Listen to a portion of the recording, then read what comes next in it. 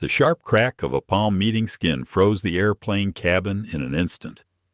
The sound reverberated through the pressurized atmosphere of Flight 2871, casting an eerie silence over its 237 passengers. Conversations died mid-sentence. Screens paused. Eyes widened. 16-year-old Elijah Brooks recoiled, his head snapping to the side. A hot sting bloomed across his cheek. Humiliation flared in his chest. Across the armrest stood Gregory Tate, his face flushed with fury, finger stabbing the air inches from Elijah's nose. "I told you to stay in your place, boy." The words fell like poison in the recycled air. Heavy, offensive, unforgettable. All around them, people stared, frozen in disbelief. Some reached instinctively for their phones, unlocking screens and lifting cameras in anticipation of the inevitable viral explosion. The flight crew, stationed farther down the aisle, was already moving quickly, but not quickly enough to intervene. For a handful of heartbeats, time itself seemed to pause. No one moved. No one spoke. The scene stood suspended in tension, a chilling portrait of a nation's deepest fault lines, 36,000 feet in the air. Then 7 rows back, a man slowly stood. There was nothing extraordinary about him at first glance. Somewhere in his 60s, average height, grizzled features worn by time. Salt and pepper hair framed a lined face that would disappear in any crowd. But something in his calm, unwavering presence cut through the silence. "Sir, please remain seated," a flight attendant called, urgency in her voice. "We need everyone to stay in their seats." "I can't do that," the man replied. His tone wasn't loud, but it resonated with quiet strength, carrying a foreign accent and something deeper. Resolve. Not this time. What unfolded over the next 17 minutes would alter the lives of every soul aboard Flight 2871. Secrets long buried would rise. Beliefs would be tested. And a simple act of courage, from someone no one had noticed, would ripple far beyond the airplane's narrow aisles. But to understand why a retired veteran, burdened by a secret he'd carried since 1981, would risk everything for a boy he didn't know, we need to rewind. 6 hours earlier. Gate A-17, Jefferson National Airport in the heart of Georgia. Elijah Brooks hated flying. At 16, he had only been on a plane twice before. The first time he was too young to remember. The second had been last year. A short hop to New Haven for his grandmother's funeral.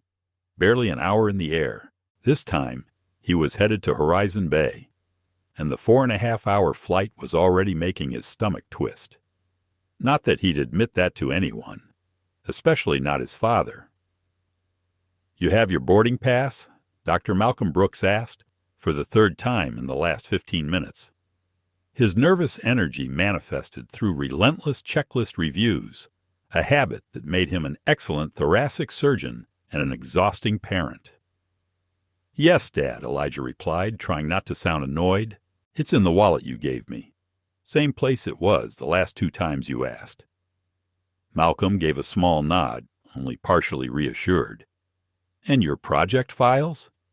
"You backed everything up, laptop, cloud, flash drive, and emailed to you and Professor Langston," Elijah finished for him.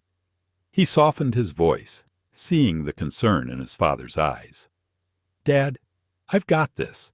The committee's not going to disqualify me just because I'm a few minutes late to the welcome dinner." Dr. Brooks sighed. He was tall, broad-shouldered, confident, the kind of man whose presence filled a room. Elijah matched his height already, though his frame was leaner, his features still stretching into adulthood. They shared the same piercing dark eyes, the same thoughtful expression. Their hands were nearly identical, long-fingered and steady, surgeon's hands. Except Elijah had his heart set on the stars, not the operating table. His dream was astrophysics, not anatomy. "I know you do," his father said, then paused. The same pause Elijah had come to recognize. The tug-of-war between being a protective dad and giving his son the independence he deserved. I'm proud of you, not just for making it to the finals, but for how you've been handling everything. I know it hasn't been easy. He didn't have to elaborate. Everything was the placeholder for his mother's long absence, the sabbatical in Florence that had become an indefinite separation. For Elijah, it meant cooking for himself, managing the household, and keeping his grades flawless while friends spent weekends gaming or hanging out at the mall. "Thanks, Dad," Elijah murmured, accepting the quiet acknowledgement for what it was. "But I should probably line up. They're already boarding my group." Dr. Brooks nodded, then, unexpectedly, pulled his son into a tight hug. Elijah stiffened at first, startled by the public show of affection. His father was usually composed, measured, but this embrace was fierce, heartfelt. "Call me when you land," Malcolm said, "and before your presentation, and after, win or lose." "I know the drill," Elijah said, smiling slightly. "I love you. Love you too. Knock 'em dead." As Elijah joined the boarding line, his emotions churned. Part annoyance, part gratitude, and a whole lot of pressure. He wasn't just representing himself. He was his father's only child. His legacy, as Malcolm sometimes embarrassingly declared during speeches at medical conferences. And beyond that, he was a young black teenager walking into an elite national competition where people still acted surprised that he was one of the finalists. He was so caught up in his thoughts, he didn't notice the man in front of him until they nearly collided. The man turned sharply, annoyance flashing in his pale blue eyes. He was in his 50s, dressed in a tailored gray suit that screamed executive. "Careful there, young man," the man said coolly. "First time flying?" Something in the way he said young man lit a spark in Elijah's chest. Familiar, unwelcome. He straightened his posture, set his tone to the one his father called his Ivy League voice. "No, sir. Just momentarily distracted. Apologies." The man's eyebrows lifted slightly, then he gave a curt nod and turned away. Elijah had seen that look before. The slight recalibration, the surprise when his articulation didn't match their assumptions about his hoodie, his skin, his presence in first-class boarding zones. It wouldn't be the last time today he'd have to defy someone's expectations. "No, sir, just momentarily distracted." "My apologies," Elijah said, his tone crisp, polished, what his father jokingly called his Yale admissions voice. The man's brow lifted. A flicker of surprise crossed his face, the brief moment when expectation and reality failed to align. Then, just as quickly, he turned back around, saying nothing. Elijah had seen that reaction before. The quick recalculation people made when his eloquence, his posture, or even just his calm confidence didn't fit into their preformed ideas about a tall black teen in a hoodie and sneakers. It always landed with the same quiet weight. As the boarding line crept forward, Elijah felt a gentle tap on his shoulder. Turning, he found an older woman smiling warmly up at him. Her silver-white hair was styled in a soft bob, and her outfit, a well-fitted blazer over pressed slacks, was practical, but clearly not off the rack. "I couldn't help overhearing," she said, her voice rich with a soft southern drawl. "Are you traveling alone, dear?" Internally, Elijah sighed. He'd been fielding this type of question since he was 14, always from kindly older folks who seemed unable to imagine a young black boy flying solo without it meaning something was wrong. "Yes, ma'am," he said automatically. "I'm heading to Horizon Bay for an academic competition." The moment the words left his mouth, he could see the shift, that glimmer of surprise giving way to approval, then genuine interest. "The National Scholars Invitational?" she asked, her smile widening. "My grandson competed last year. He didn't make the finals, but he's at Eastfield Tech now. You must be one of the finalists, then." Elijah nodded, relaxing slightly. "I hope to attend there, too," he said. Or possibly Arcadia Institute, if the scholarship comes through. With the invitational on your record, I'd say you're in good shape, she said, extending a hand. Helen Bishop. Elijah Brooks, he replied, shaking her hand. Her grip was surprisingly firm, her fingers calloused in a way that reminded him of his grandmother. How did you know about the competition? He asked, genuinely curious. She pointed to the partially visible lanyard tucked into his hoodie pocket. That logo on your ID tag. My grandson wore the same one. You must be talented. Elijah couldn't help the flicker of pride that surfaced.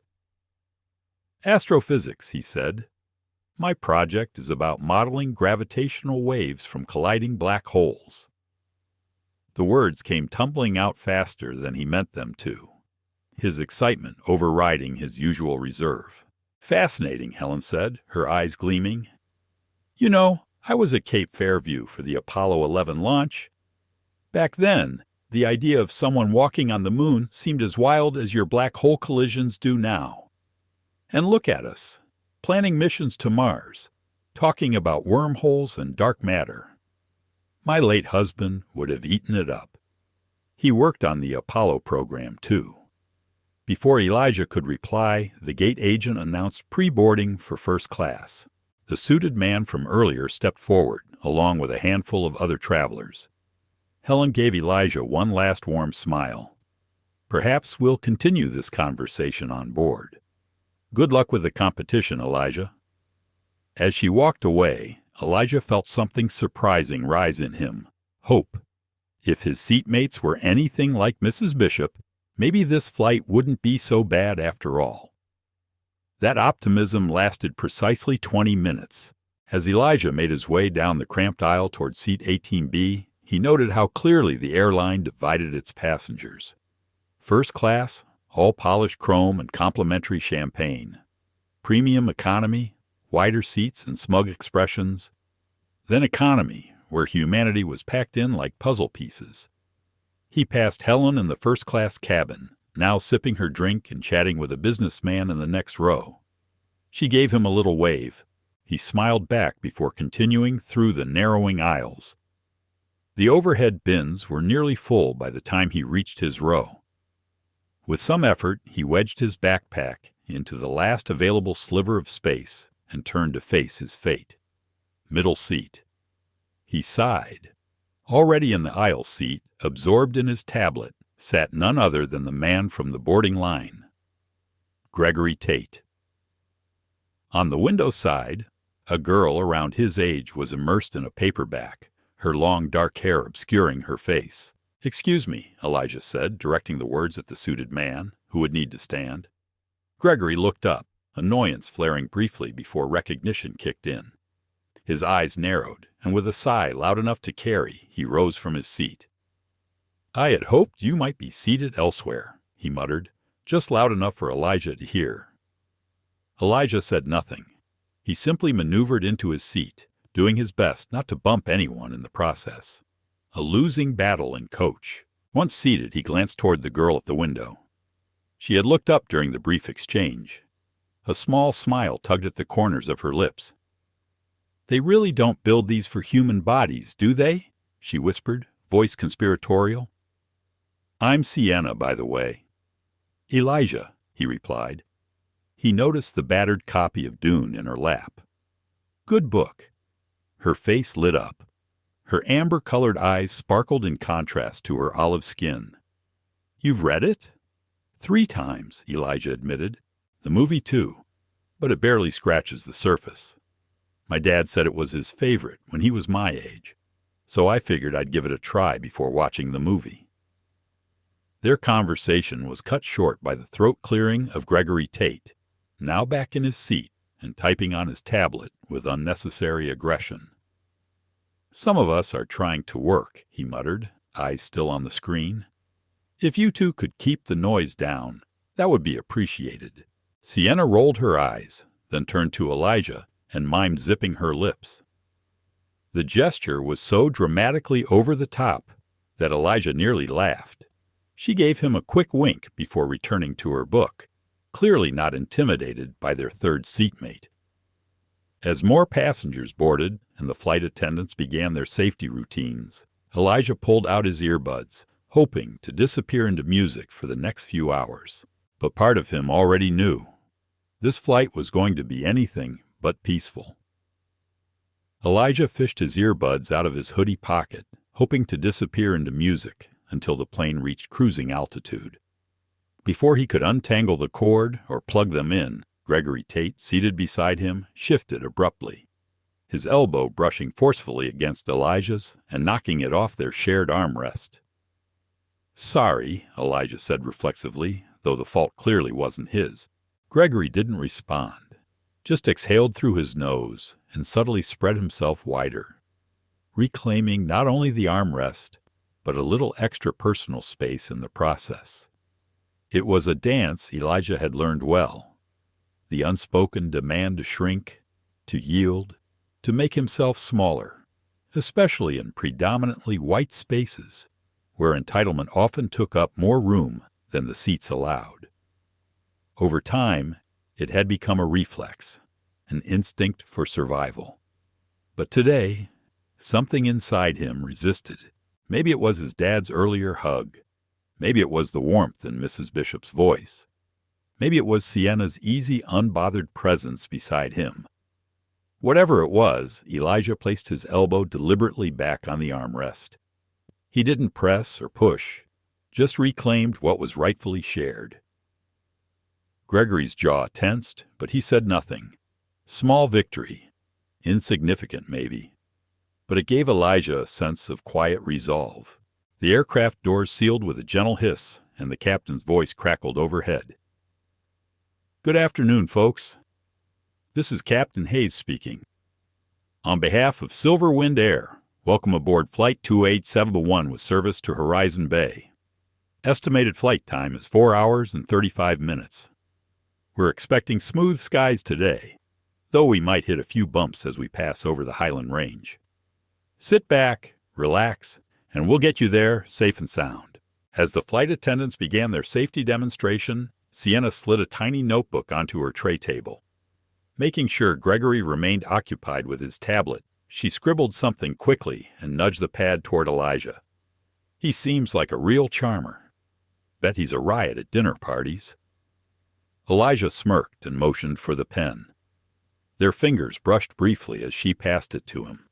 Complete Karen energy, but with a Rolex. Sienna's shoulders trembled with silent laughter, drawing a side glance from Gregory, who narrowed his eyes in disapproval.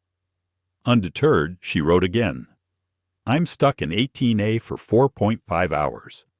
You're 18B. What's the worst that could happen?" Elijah considered her words, then penned his response. "Engine failure. Alien abduction. Crypto pitch." This time, Sienna couldn't suppress the short burst of laughter that escaped her lips. Gregory turned his full attention toward them. "Is there a problem?" he asked, his voice clipped, laced with irritation. "No problem at all, sir," Sienna replied with forced sweetness. "Just thrilled about the flight." Gregory's gaze moved between them, lingering uncomfortably on Elijah. "Well, try to contain your excitement.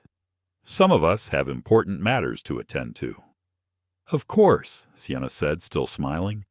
"Wouldn't want to disrupt your very important—" She glanced at his screen. "Budget projections."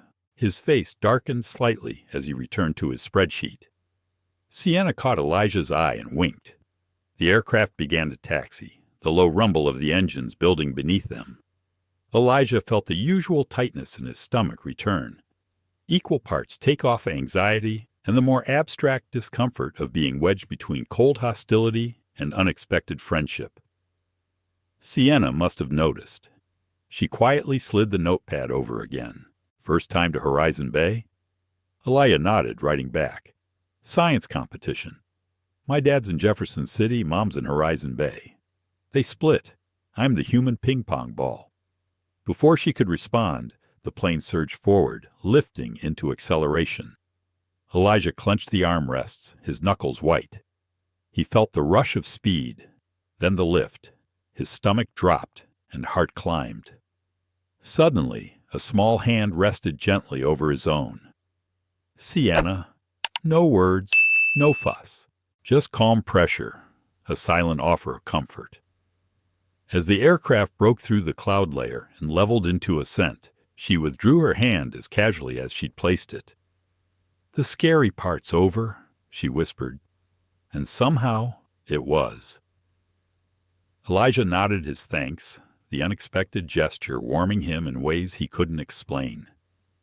He released his death grip on the seat and breathed deeply, settling into the reality of the flight ahead. Beside him, Gregory Tate, though Elijah still didn't know his name, watched the moment with narrowed eyes. His features were set in practiced neutrality, but something about the way his lips pressed together suggested disdain. Not for the turbulence, for something else entirely. 7 rows behind them, in seat 25C, Lucas Varga leaned his head against the small oval window and stared out as Jefferson City shrank beneath them. The quilt of buildings and roads gave way to farmland, then to a soft mist of clouds. Even at 66, air travel struck Lucas as miraculous. The quiet hum of turbines, the suspension of time. It always took him back to his first flight, military transport, Vietnam, 1975. His hands had shaken not from the altitude, but from the fear of what awaited below. A voice stirred him from his memories. "Would you like a drink once we're at altitude?" He looked up to find a flight attendant waiting patiently. Her name tag read Alina. Young, poised, smile efficient, but not fake. "Just water, please," Lucas replied. His accent slipped through slightly, a blend of Slovak and age. Alina nodded and moved on. After nearly 5 decades in America, most people couldn't place his accent anymore. Now and then, someone would ask, always gently, curiously. Usually they assumed something European. Rarely they guessed right. But that never bothered Lucas. He had spent a lifetime blending in, burying what needed burying. Today, however, he wasn't just flying for business or family. Today, he was headed to Horizon Bay to finish something left undone for far too long. Lucas Varga turned back toward the window, just in time to watch the airplane break through the dense layer of clouds and emerge into a brilliant canopy of blue. It was quiet up here, detached, and that suited him just fine. He hadn't planned to be on this flight. In fact, 72 hours ago, he had no intention of traveling at all. He'd been perfectly content pruning the rose bushes in the backyard of his modest home in Cresden, a small suburb just outside Jefferson City. He was planning a simple dinner with his daughter and grandkids that Sunday. Maybe grilled chicken. Maybe a new bottle of Hungarian wine he'd been saving. Then the phone call came. Dr. Syra Nouri, soft-spoken but honest, hadn't minced words. "The scans confirm what we suspected, Mr. Varga. It's stage 4 pancreatic cancer. I'm so sorry. The prognosis? 4 to 6 months. A little longer, perhaps, with aggressive treatment. But the time would not be pleasant, not meaningful." Lucas had listened without panic. He asked logical questions, took notes. Thanked the doctor for her candor. It wasn't until he hung up the phone that he let the news settle. He sat down heavily in the armchair that still bore the faded imprint of his late wife's body. The chair she used to call hers, the one she never let him replace. He didn't cry. He didn't rage. Lucas had already survived things that should have ended his life. War, poverty, loss. Mortality no longer frightened him. But what did shake him, what stirred an ache so deep it startled him, was the sense of something incomplete. An old account left open, a promise unfulfilled, a silence that had stretched far too long. So within 48 hours of receiving his diagnosis, Lucas had packed a small suitcase, scribbled a letter to his daughter explaining his trip, and booked a last-minute ticket to Horizon Bay. She wouldn't receive the note until he'd already landed. He didn't plan to come back. First time flying? The voice beside him was light and kind. Lucas turned to find a young woman in the middle seat smiling at him. Her dark eyes were warm, and the scarf wrapped around her hair matched the deep plum of her blouse. "No," Lucas replied, offering a small smile of his own. "Just the first time in a very long while, with something important waiting on the other end." "Same here," she said, extending a hand. "Layla Mirza. I'm starting my medical residency at Westbrook Medical Center." "Lucas Varga," he answered, shaking her hand. Her grip was confident. "Congratulations. My daughter's in medicine as well, pediatric oncology." "Wow, that's some serious work." "The best kind usually is," Lucas agreed. There was a pause. Then Layla tilted her head slightly. "So what brings you to Horizon Bay?" Lucas hesitated. He'd rehearsed a simple explanation, a friend he hadn't seen in years, tourist sites he'd always meant to visit, safe, impersonal. But as he looked into the young woman's eyes, clear and open, something in him refused the lie. "I'm going to make something right," he said quietly. "Something I should have done decades ago." Layla's brow lifted, but she didn't press him. Instead, she nodded gently. "That takes courage. Most people let old wrongs stay buried." "Maybe," Lucas murmured, turning back toward the window. "Or maybe waiting this long was the real cowardice." She said nothing more, sensing the line had been drawn, and opened a medical journal from the seat pocket. As the plane leveled into its cruising altitude, Lucas leaned back, his hands folded in his lap. The engines hummed. A gentle tremor passed through the fuselage as the aircraft adjusted course. Around him, passengers settled into quiet rhythms, some sleeping, others watching movies, many absorbed in their phones. His thoughts drifted. Samuel Hartley. The name carried weight in Lucas's memory, and guilt. He had the address, a speech practiced over and over in his head, an apology that still didn't feel like enough. Would Samuel even agree to see him? Would he hear him out? Would he understand that Lucas's silence had been a kind of protection? Too many questions. No time left to delay the answers. The cabin lights flickered briefly as the aircraft jolted through a patch of turbulence. Nothing serious, just enough to cause a shift in energy. Somewhere up front, a child began to cry, quickly quieted by a parent's soothing words. Lucas closed his eyes, letting the movement of the plane lull him. He needed to conserve his strength for what lay ahead. Horizon Bay held a reckoning he couldn't avoid.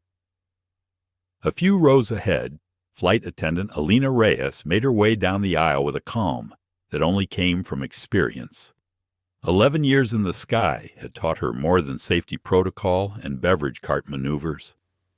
It had taught her how to read people, to anticipate tension, dissolve conflict, and maintain grace under pressure. She handed a plastic cup of ginger ale to an older woman in Seat 14B, then turned to the man next to her, who was immersed in his phone. "And for you, sir?" He didn't answer. "Sir?" she repeated, her smile never wavering. "Oh, bourbon and soda," the man said finally, not bothering to meet her eyes. "Double if you can manage it." Alina gave a nod. "Coming right up." As she returned to the galley, she made a mental note. A double bourbon before the first hour of flight was usually a red flag. Her instincts twitched again when she passed row 18. The man in the business suit, she'd noted him at boarding, exuding the quiet entitlement of someone used to control, was speaking to the teenage boy beside him. His tone was low, but carried a sting that Alina had learned to detect. The boy, tall and composed, but visibly uncomfortable, nodded in silence. On his other side, a girl sat watching the exchange with narrowed eyes, clearly unsettled. Alina slowed slightly, just enough to observe without drawing attention. The man's gestures were subtle, but pointed, fingers tapping the tray table, leaning into the boy's space.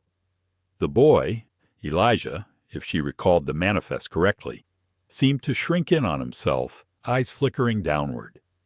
There was something in the way the man spoke that made Alina's stomach tighten.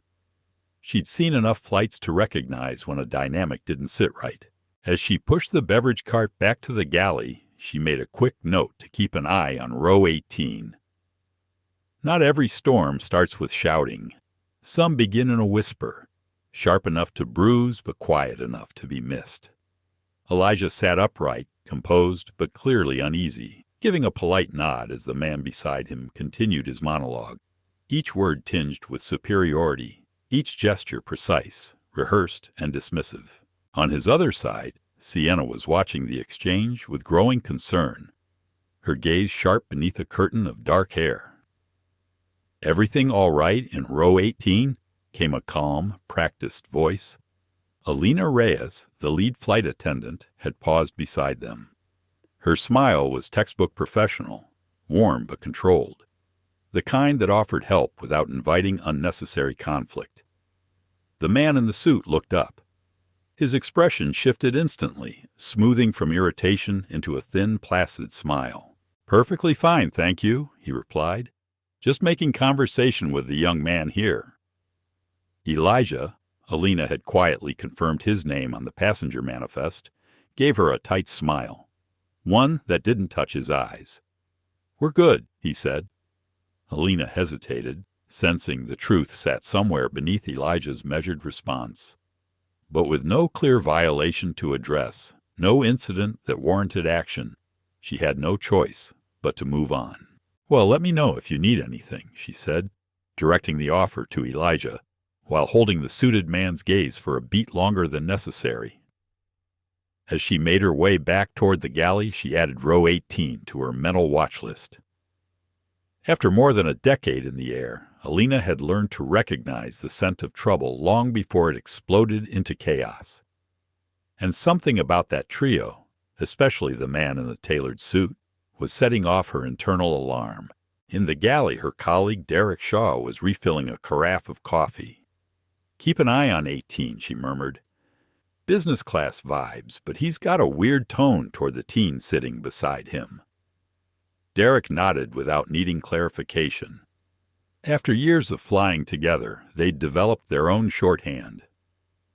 "I'll swing by when I do snacks," he said. Alina resumed her route through the cabin, collecting empty cups and discarded wrappers, when the call button for row 18 lit up. She sighed internally. Call buttons were rarely good news.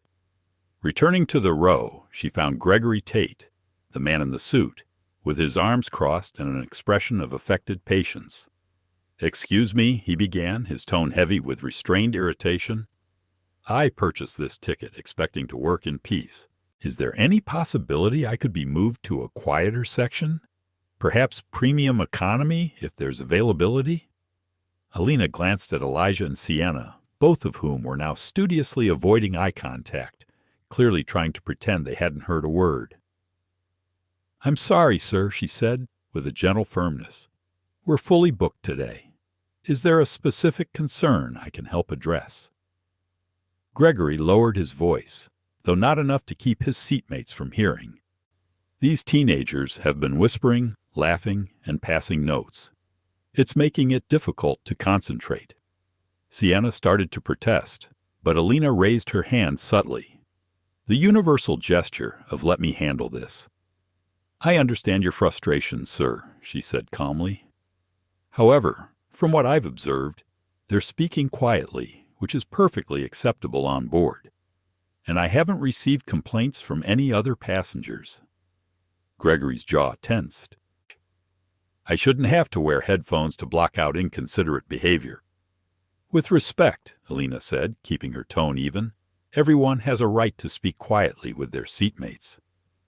Still, I'll kindly ask that everyone here," she looked at Elijah and Sienna now, "be mindful of noise levels for the remainder of the flight."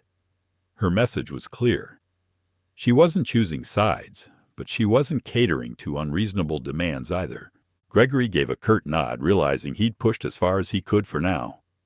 "Thank you for understanding," Alina added, still smiling. As she turned and walked away, she heard Sienna murmur something that made Elijah stifle a laugh. A beat later, Gregory exhaled sharply, the sound of frustrated defeat. Back in the galley, Alina's unease only deepened. Most passenger complaints were predictable. Babies crying, tray tables reclined, blocked access to the bathroom. But Gregory's behavior didn't feel like that. His attention toward Elijah and Sienna wasn't just annoyance. It was personal. Charged. "Row 18 again?" Derek asked, noticing her furrowed brow as she returned. "Yep." He asked to be moved. Said they were disruptive. Alina made air quotes around the word. "Were they?" Derek asked. "Not even slightly. Just talking quietly like anyone else. But he's giving off strong control freak energy. And," she hesitated, "the kid's black. The girl looks Latina, or maybe Middle Eastern. And the guy keeps looking at them like their presence is an inconvenience." Derek raised an eyebrow. "Ah, that kind." "Exactly," Alina muttered. She began arranging snacks into tidy rows on the service cart. "I've seen this before. The kind of man who thinks he's not racist because he works with people of color. But heaven forbid they sit next to him on a plane." "Want me to check in when I do pretzels?" Derek asked. "Yeah," she said. "Something about it's off. Just trust the spidey sense." Derek gave a short nod. "Always do." As Alina resumed her routine, she couldn't stop thinking about Elijah. He'd handled the situation with more restraint than most adults she knew. He was only a teenager, and yet he carried himself with that quiet, measured calm. The kind of poise that wasn't taught, but learned. Learned early. Learned the hard way. It was the kind of armor that too many black children had to wear, long before they ever should. Alina felt the familiar flicker of anger, but she knew how to control it. She always had. Channeling that emotion into her writing had been her secret for years, her outlet in between flights, during layovers in strange cities. Not necessarily about specific moments like this one, but about the bigger story. The way prejudice leaked into every crack of public life, how it took root in subtle slights, in spaces like airplane rows where proximity made it impossible to ignore. She pushed the snack cart forward. Somewhere over the mountains, tension was quietly building at 35,000 feet. And Alina knew, deep in her gut, something in row 18 was going to break. Alina Reyes hoped, truly hoped, that Flight 208-701 would make it to Horizon Bay without the rising tension in row 18 boiling over.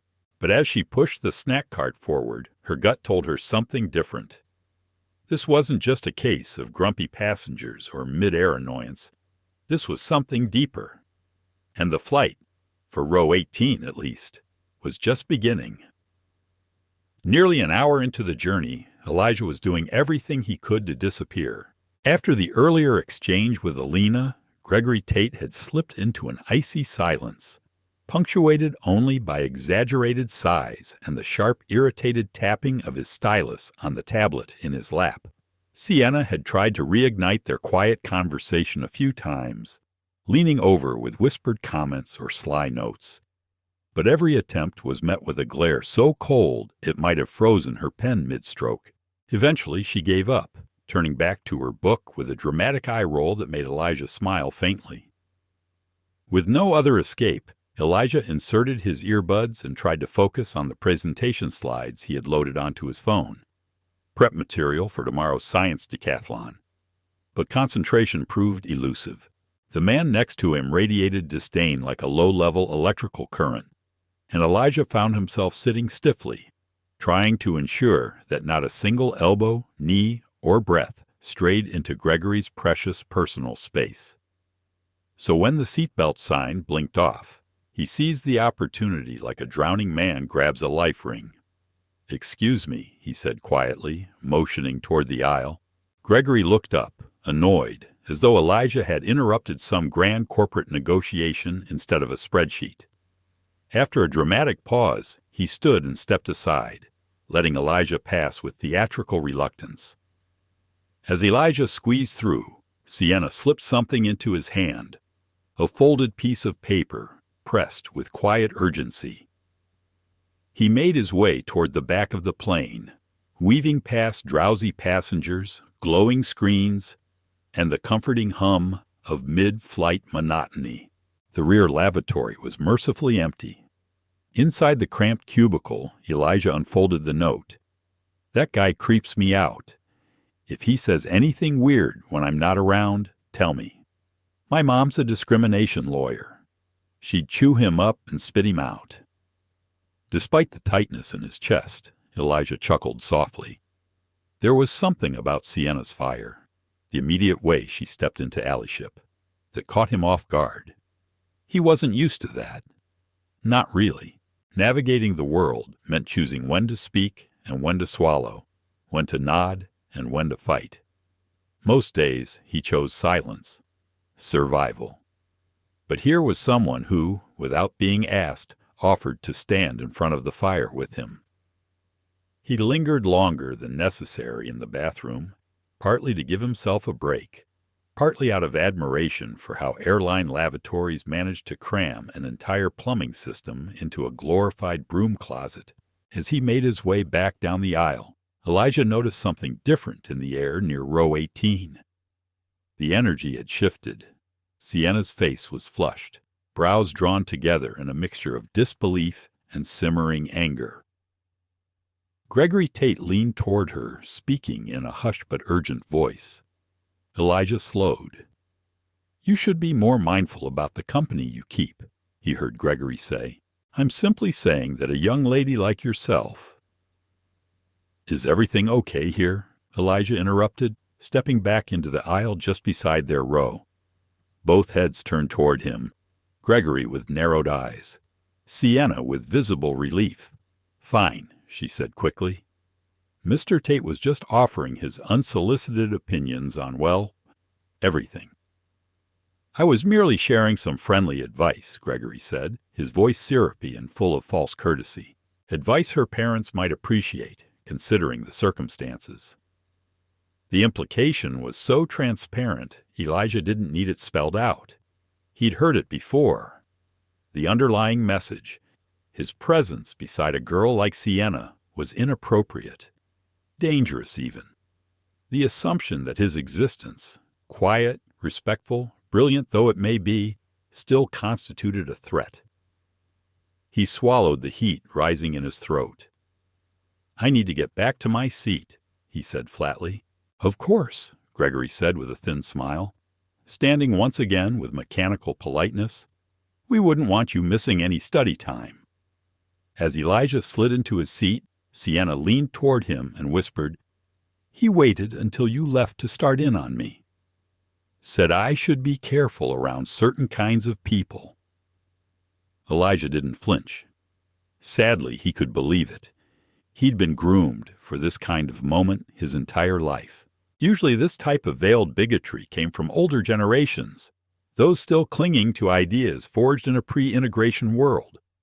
But to hear it from a man like Gregory, mid-50s, suited, educated, and likely surrounded by diverse colleagues at work, was jarring, but not at all surprising. "Just ignore him," Elijah whispered back. "Only 3 more hours." Sienna looked like she wanted to argue, wanted to stand up, make a scene, call Gregory out, but something in Elijah's expression held her back. Instead, she gave his arm a small squeeze, her version of "I've got you," and turned back to her book, though her body remained tense, her guard now clearly up. The next half hour passed in uneasy quiet. Gregory buried himself in his tablet. Elijah reviewed his slides again. Sienna passed him a note with a doodle of a rocket ship and the words "Escape Trajectory." Beneath it, making him smile despite himself, Alina and Derek came through with the snack service, and Elijah couldn't help noticing that they were now checking on their row more frequently, hovering just long enough to be noticed. They saw. They knew. It didn't solve the problem, but it helped. The temporary peace shattered when Gregory summoned Alina again. "I'd like a scotch," he said crisply. "Neat. Actually, make it a double." Alina's professional smile didn't flinch. "Certainly, sir," when she returned with the drink. Gregory took it in one hand, muttered a thank you, and then, without pause, drained half the glass in a single swallow. Elijah caught Sienna's eye. She mouthed the word, "uh-oh." And the flight continued, the air between them now heavier than before. A storm gathering in the confines of row 18, waiting for the inevitable moment when something, or someone, would snap. Gregory Tate tossed back the rest of his drink, letting the amber liquid burn its way down. Then, turning slightly toward Elijah with the expression of a man sizing up a competitor, he asked casually, "So, young man, what brings you to Horizon Bay? Visiting family?" The shift in tone caught Elijah off guard.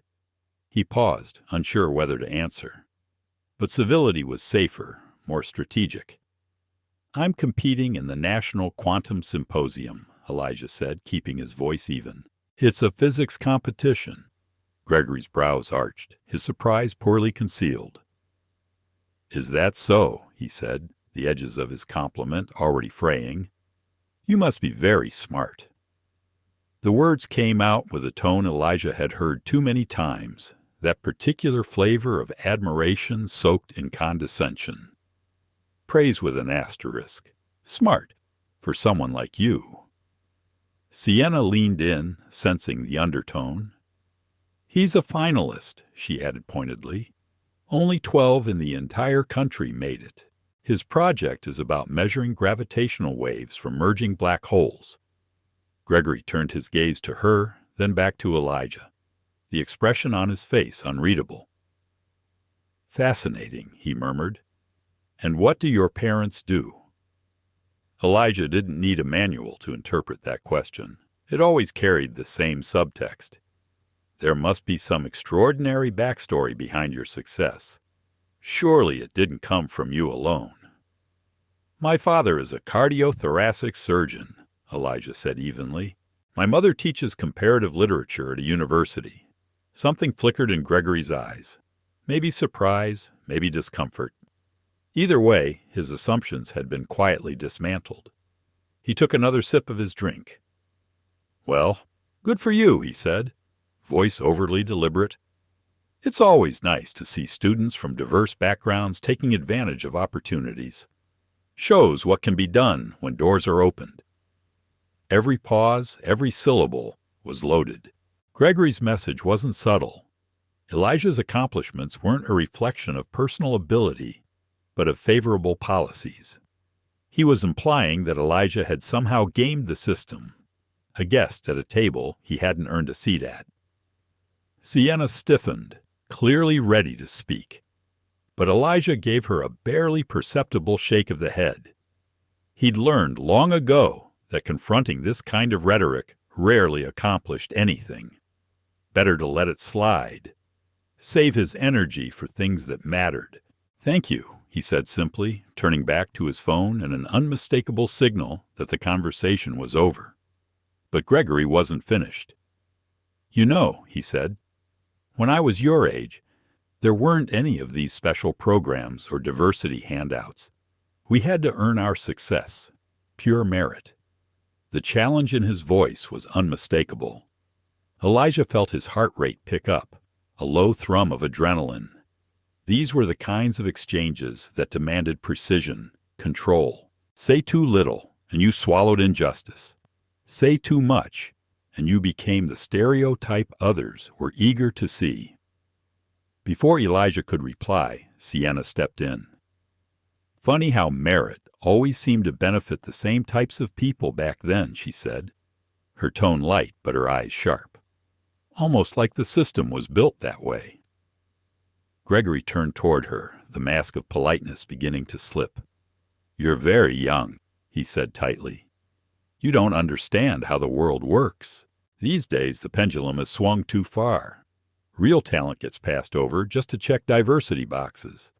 That's not equality. It's reverse discrimination." "Is that what happened to you?" Sienna asked, her voice syrupy, with faux sympathy. "Did someone less qualified get a promotion you wanted?" Elijah nearly choked on his breath. Gregory's face turned a shade darker, flushing red up to his ears. I've had a very successful career, he said stiffly. But I've seen it happen. Talented people overlooked because they weren't the right type. That must be really hard, Sienna said, still sweet. Almost as hard as, I don't know, being excluded from opportunities entirely for centuries. Gregory's jaw clenched. You two are idealists, he muttered.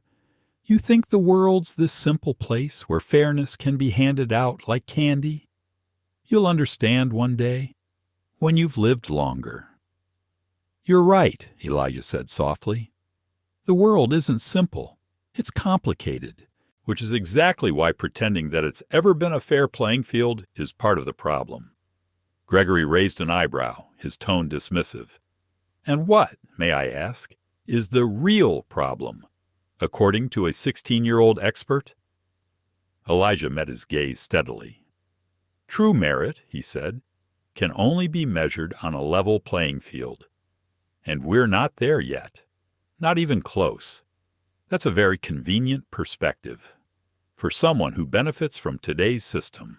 About as convenient, Elijah replied, as yours is for someone who benefited from yesterday's. The temperature in the row dropped 10 degrees. Gregory's mouth opened, but the words didn't come. His face shifted from smugness to something darker, a blend of anger and wounded ego. Before he could reply, a calm voice broke the tension. How's everyone doing over here?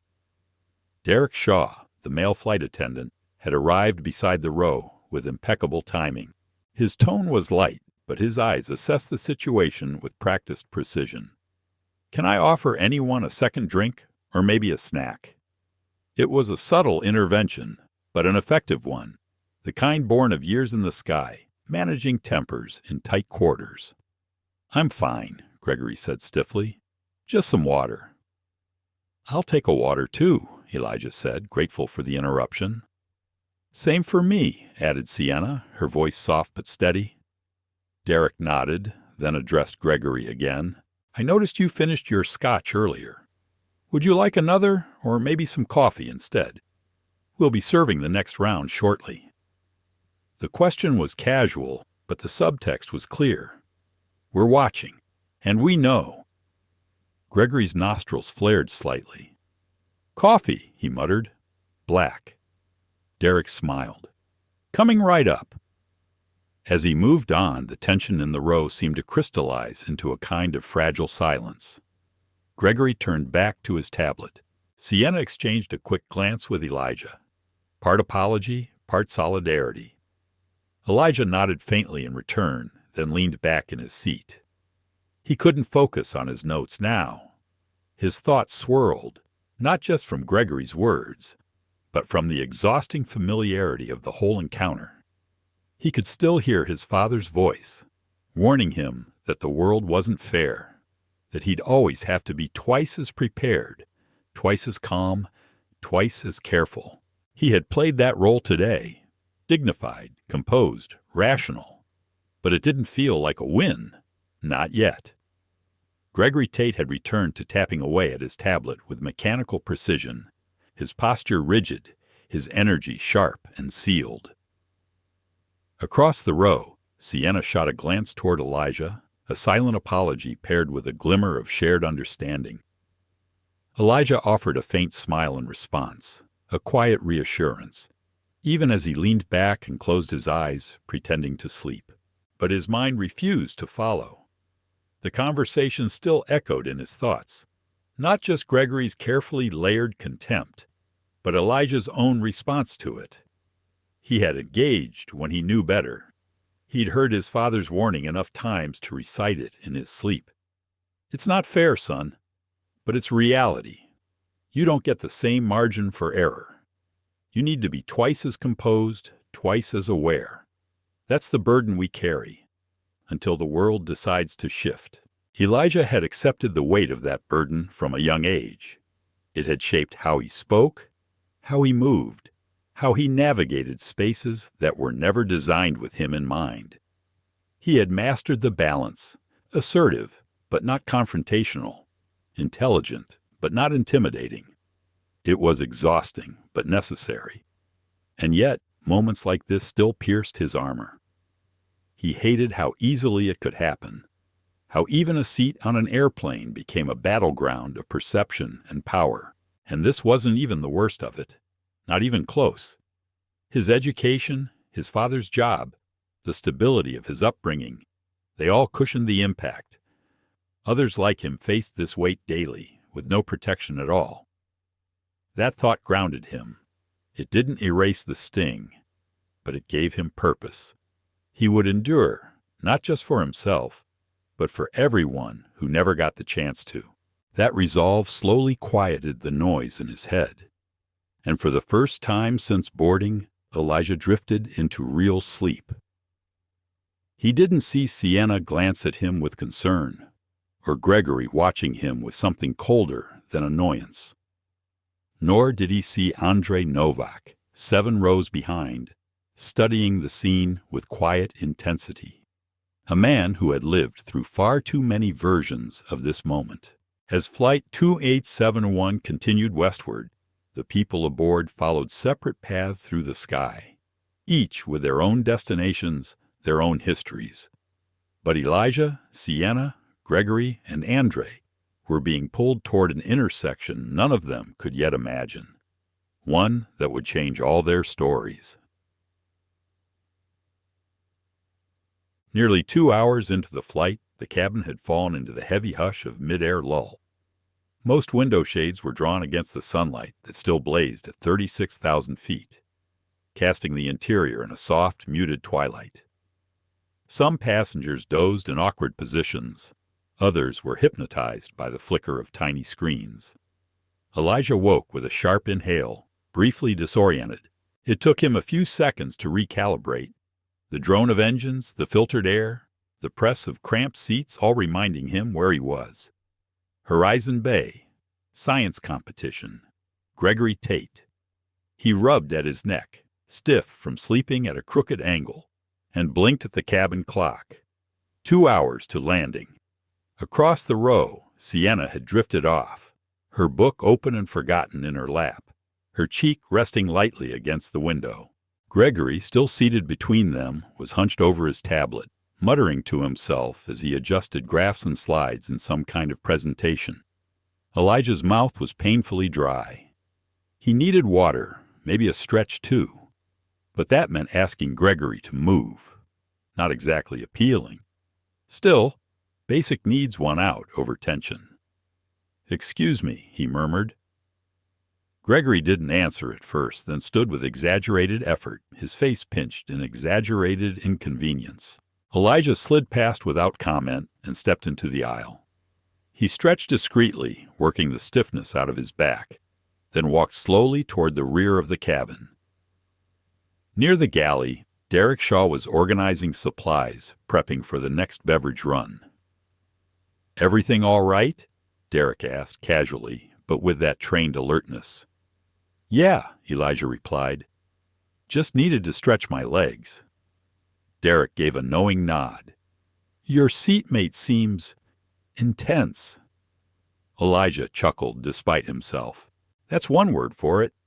If it gets too uncomfortable," Derek said with a wink, "sometimes a magical seat reassignment opens up mid-flight.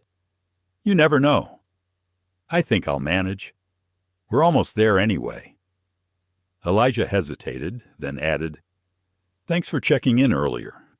It was starting to get a little tense." "Comes with the territory," Derek said easily. "People forget they're sharing a pressurized metal tube with a couple hundred strangers. Sometimes they need a little reminder about basic decency." A lavatory door opened, and Elijah nodded his thanks as he slipped inside. When he emerged a few minutes later, feeling a bit more human, the aisle was partially blocked by a snack cart being loaded for the second round of service. He waited patiently, eyes scanning the cabin. From his vantage point, he could see back to row 16. Sienna was still sleeping, her head turned toward the window. Gregory was now deep in conversation with the man seated across the aisle, another middle-aged white businessman type, nodding along to whatever was being said. Their body language, their expressions, It wasn't just casual chat.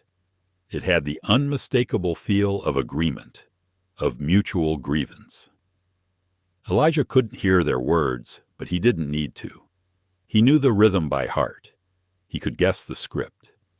He didn't linger. No reason to invite more attention than necessary. As soon as the aisle cleared, he headed back to his seat. Gregory, mid-sentence, stood and let him through with a grunt, then immediately resumed his exchange across the row. "Just no respect for tradition anymore," he was saying. "Everything's upside down. Everyone's too sensitive to hear the truth." "Exactly," the other man agreed. "My grandson came home from college talking about systemic this and privilege that. I told him, I grew up poor in Ohio. Where was my privilege?" Gregory nodded, emboldened. "It's cultural brainwashing, making us apologize for being successful." Elijah kept his face blank as he reclaimed his seat.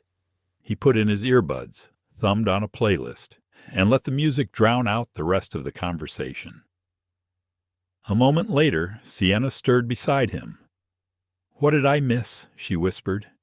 He inclined his head slightly toward Gregory and the man across the aisle. "He's making new friends."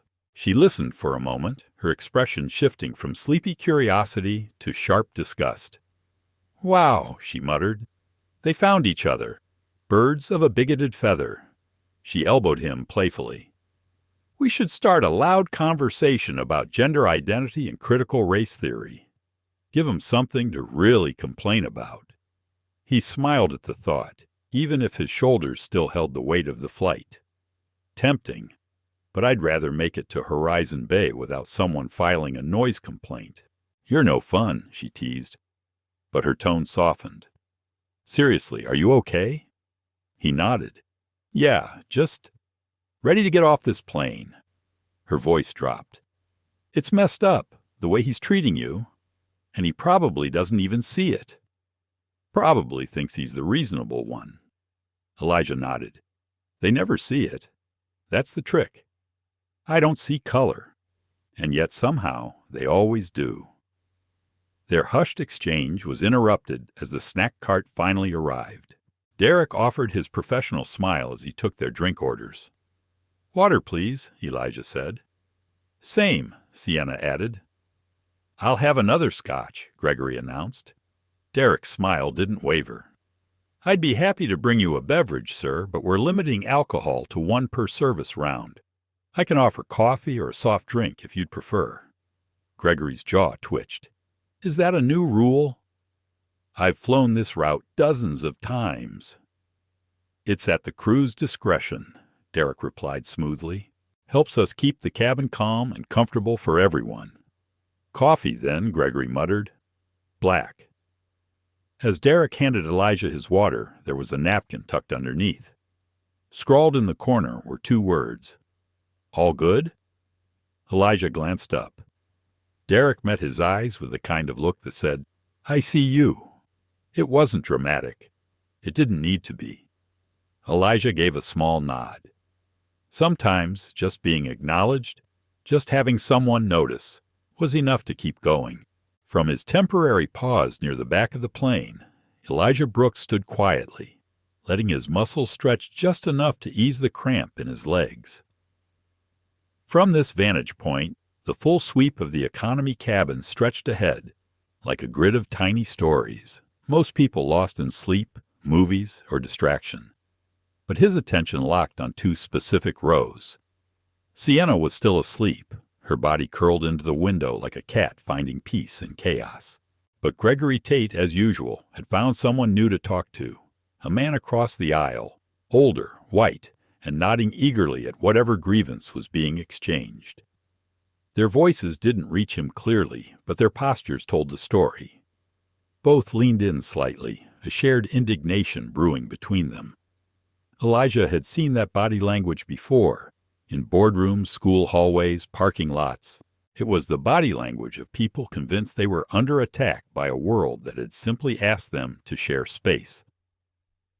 As he waited for the aisle to clear, a figure in his peripheral vision drew his gaze. A man, maybe mid-60s, with salt and pepper hair and a face carved by time, sat about 6 rows back. He wasn't sleeping or scrolling through a screen. He was watching, quietly, attentively, his gaze scanning the cabin like someone attuned to shifts others missed. When their eyes met, Elijah felt something strange. Not alarm, but connection, recognition, as if the man understood something most people didn't. He gave a tiny, respectful nod, then looked back to the paperback in his lap. The moment passed quickly, but it stayed with Elijah, lingering like an unsent message. With the aisle now clear, he made his way back to his row. Gregory Tate, still deep in his new bond across the aisle, stood briefly to let him pass. "No one respects tradition anymore," he was saying. "Now it's all about this woke nonsense." "Exactly," the other man replied with a heavy sigh. "My grandson came back from college talking about white privilege and structural injustice.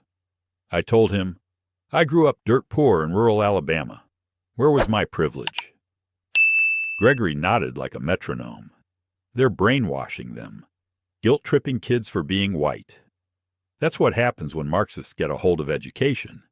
It rots everything." Elijah carefully kept his face neutral, inserting his earbuds as a shield and cue. He selected a playlist with enough bass to drown out the noise beside him. The music was a balm, but only partial.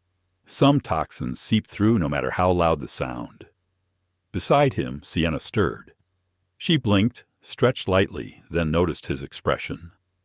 "What did I miss?" she whispered. "Making new friends," Elijah murmured, nodding toward the ongoing exchange. She listened for just a moment, her face shifting from sleep-soft to sharp disgust. "Wow, birds of a bitter feather." She leaned toward him, her voice barely audible. "We should start talking loudly about trans rights and intersectionality. Really give them something to chew on." Elijah cracked a smile. "Tempting. But I'd prefer not to start an in-flight incident 2 hours before landing." "You're no fun," she teased with a wink, then grew serious. "For real, though, you okay?" Her question was quiet, sincere. She wasn't dancing around the discomfort or pretending not to see it. No excuses about misunderstandings or maybe he didn't mean it. She saw it for what it was. "I'm all right," Elijah replied. "I've met his type before. Doubt this'll be the last time." "It's just so wrong," Sienna said, her voice softening. "And the worst part is he probably thinks he's not racist. Probably brags about working with black colleagues or voting for Obama once." Elijah nodded slowly. The "I don't see color" crowd, who somehow still managed to see it everywhere they think it shouldn't be. Their whispered exchange ended as the beverage cart arrived, led by flight attendant Nia Grant with her usual poised warmth. "Anything to drink?" she asked, smile professional, voice even. "Water, please," Elijah said. "Same," Sienna added. "I'll take another scotch," Gregory interjected without looking up. "Double this time." Nia's smile didn't falter, but there was a brief flicker of something in her eyes as she glanced at Elijah, then back to Gregory. "I'd be happy to bring you another beverage, sir," she said calmly, "but I'll need to limit alcohol service to 1 per round. We're managing our cabin environment carefully today." Gregory's jaw twitched. "That a new rule?" "It's at the flight crew's discretion," Nia replied smoothly, her tone firm but courteous. "Factors like flight duration, passenger needs, and safety protocols guide our choices."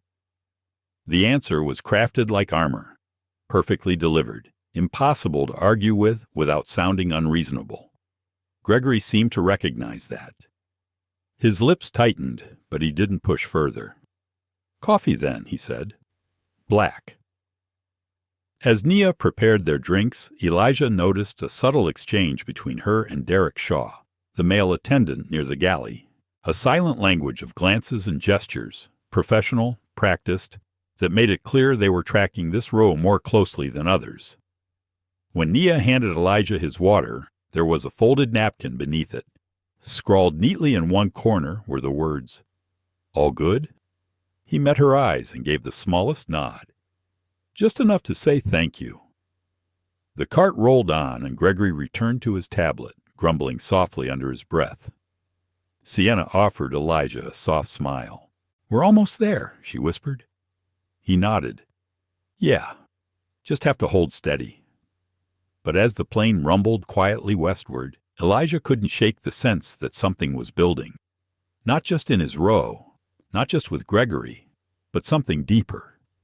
That brief glance with the older man, Andrei Novak, replayed in his mind. The stillness of it, the quiet awareness.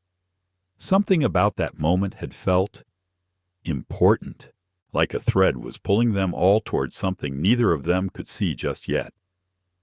And as the sun dipped lower over the horizon outside, casting long rays of golden light through scattered clouds, Flight 2871 soared onward, toward Horizon Bay and toward the collision point of past secrets, present choices, and a future none of them could yet imagine.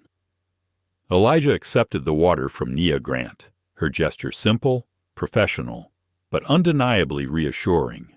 It was subtle, just a folded napkin with a wordless check-in, but it landed with surprising force. In a world where discomfort often went unnoticed, being seen mattered. A small human kindness in the middle of an exhausting journey. He turned his focus back to his seat, noting how Gregory Tate sat stiffly, nursing his coffee with a grimace. Whatever comfort he might have gotten from his across-the-aisle echo chamber had evaporated, leaving him with nothing but lukewarm bitterness and a silent screen. The tension in row 16 clung like humidity. Sensing it, Sienna bumped her knee gently against Elijah's. "So, tell me more about these gravitational waves," she whispered, eyes twinkling. "And I want every absurd physics term you've got." Let's fry his brain with knowledge. The move was transparent, but genius. For the next 15 minutes, Elijah explained the fundamentals of gravitational wave detection, the delicate balance of binary black hole spin orientation, and the mathematical modeling behind space-time distortions. Sienna asked smart, thoughtful questions. Whether out of real interest or sheer rebellion, he couldn't say. Either way, it worked. Their quiet, intelligent exchange carved a subtle defiance into the air around them. A declaration without shouting, a reminder that they were more than someone else's assumptions. Gregory Tate didn't say a word, but his posture stiffened further. The rim of his coffee cup bent slightly under his tightening grip. Every fluid sentence from Elijah, every insightful follow-up from Sienna, rubbed against the grain of his worldview like salt in a wound. And when the overhead speaker crackled to life, announcing their descent, Elijah felt a welcome wave of relief wash over him. "Ladies and gentlemen, this is Captain Nestor speaking. We've begun our descent into Horizon Bay International Airport. Current local time is 4:17 p.m., skies are clear, and the temperature is 72 degrees. Please ensure seatbacks and tray tables are in their upright positions, and all personal belongings are safely stowed. We expect to be on the ground in approximately 30 minutes. As the flight attendants began their final walkthrough, Elijah noticed Sienna typing discreetly on her phone. "Letting my dad know we're landing," she said with a sheepish grin. "Divorced dad syndrome. If he doesn't get a checkpoint update, he goes into full CIA mode." Elijah chuckled. "Mine's the same. Bet he's been watching the little plane on the flight tracker all afternoon." Sienna rolled her eyes fondly. Parents. Then she glanced over at him.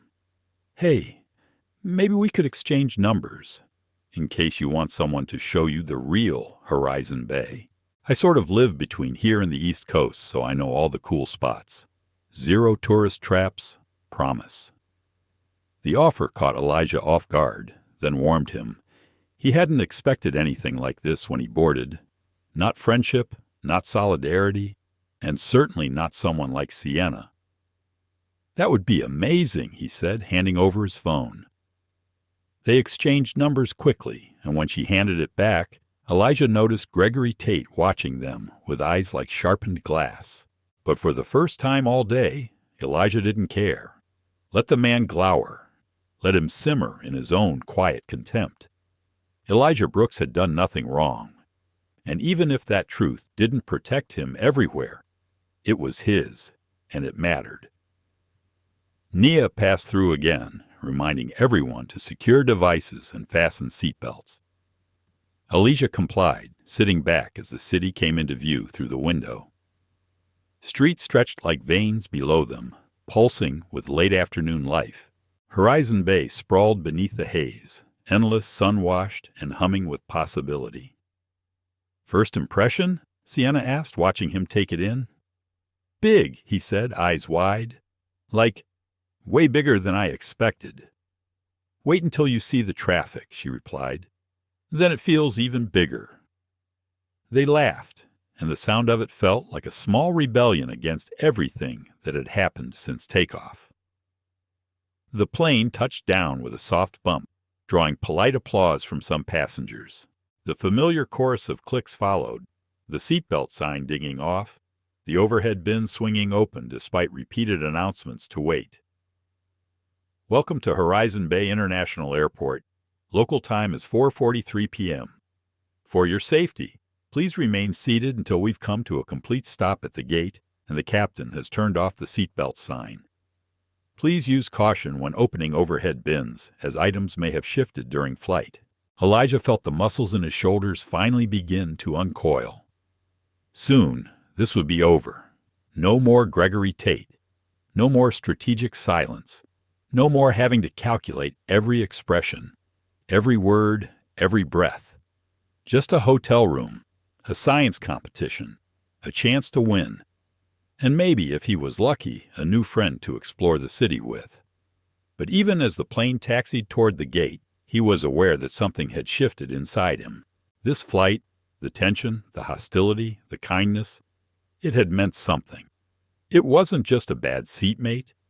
It was a reminder that even at cruising altitude, the fight for dignity and understanding never stayed grounded.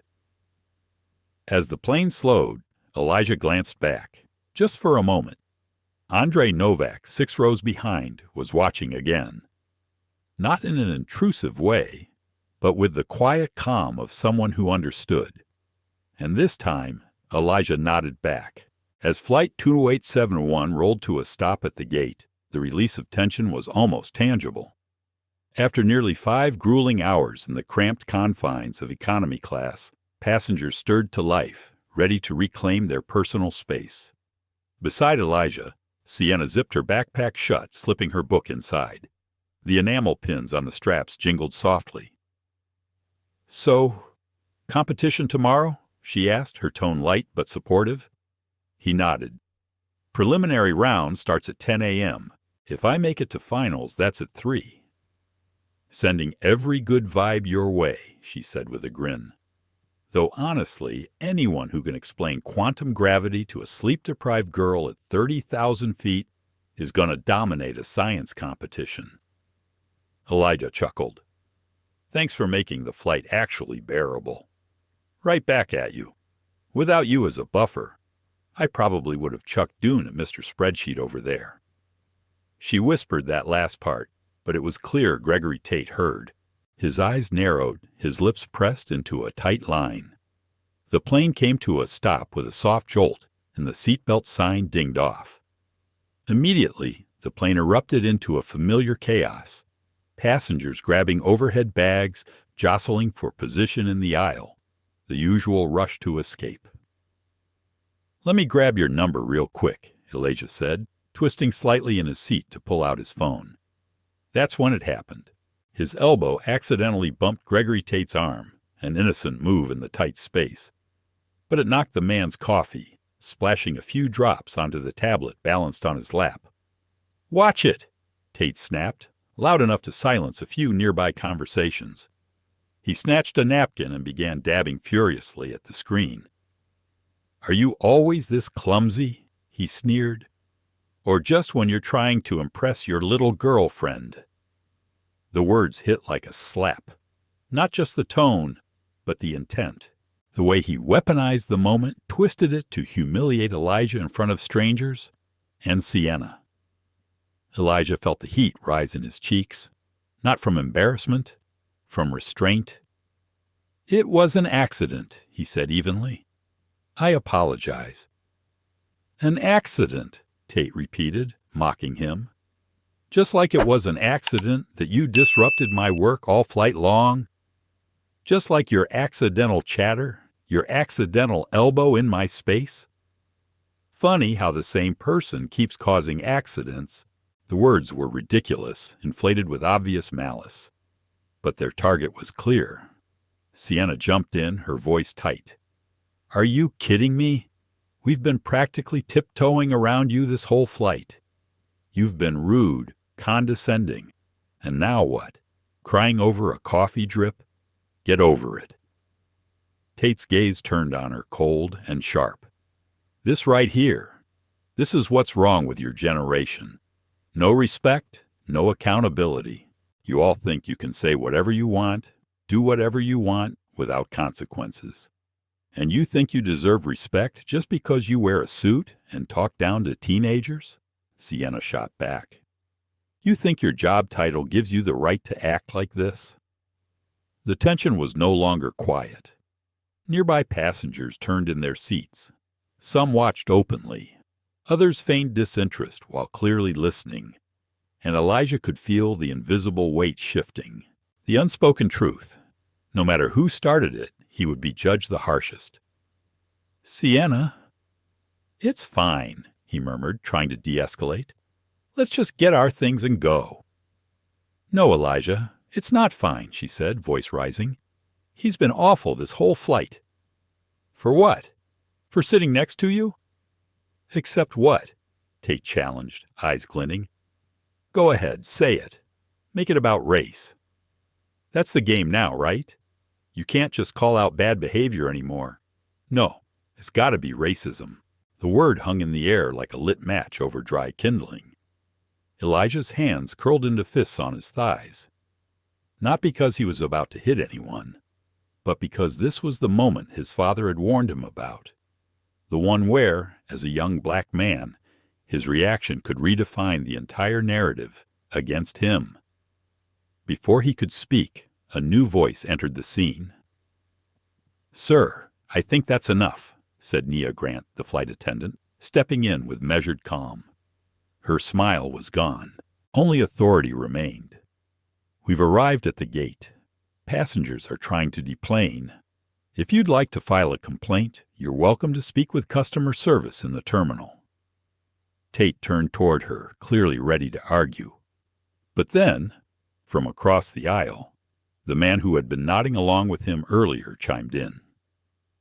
"The kid bumped him on purpose," the man said casually, as if commenting on the weather. "Been causing trouble the whole flight." The betrayal stunned Elijah. He'd never even spoken to this man. Done nothing but exist nearby. "That's a lie," Sienna fired back. "You didn't see anything because nothing happened. He was reaching for his phone, and Mr. Corporate Temper Tantrum here flipped." "Young lady," Tate snapped, his voice sharp with warning, "you need to watch your tone and stay out of things that don't concern you." "Defending my friend from racist bullying absolutely concerns me," Sienna replied, her voice fierce. "Racist? Racist?" Tate's voice leapt an octave, now verging on a shout. "I've done nothing racist. This is exactly the problem.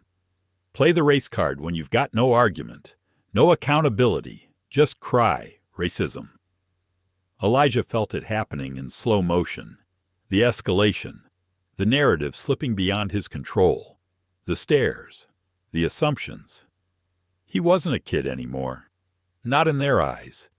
He was becoming what people feared, what headlines distorted. The angry black teen.